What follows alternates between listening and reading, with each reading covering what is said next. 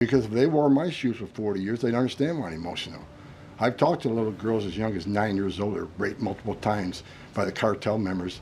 And then when you get to your knees and you talk to that little girl and everything innocent and pure has been ripped from her. What is some of the feedback that your ICE agents are getting in the field from the community as they remove these individuals from their families, their neighborhood, their schools, or all the places in their community? What's been the reaction that your ICE agents have gotten from the people who live amongst these individuals? The morale of ICE and Border Patrol is at all-time high because they're getting to uphold the oath they took and they're enforcing the law. Border Patrol and the Biden administration, I met with hundreds of them. They felt like Uber drivers and tourist agents. These men and women joined the ranks of ICE and Border Patrol to enforce the law, make the community safer, and protect national security. I hear it all the time. There's a lot of people in this country who don't like me. I don't care.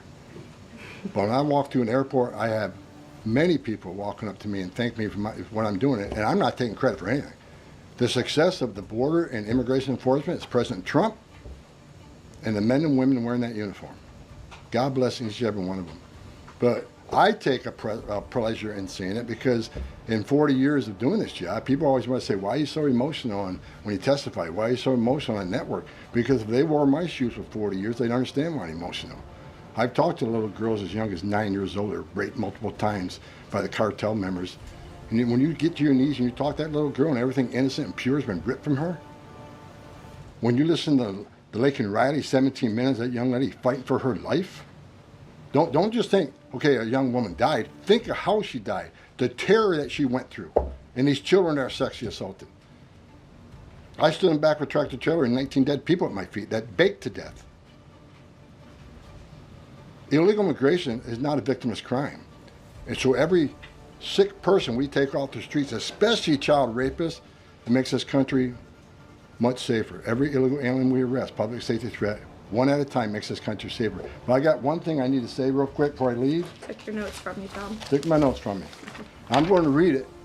I don't want any misinterpretation of what I'm reading to you.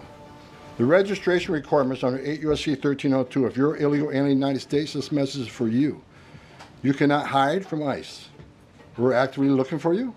Federal law requires every alien in the United States who has been present in the United States for more than 30 days needs to register. For those 14 years or older, you need to be fingerprinted with the Department of Homeland Security.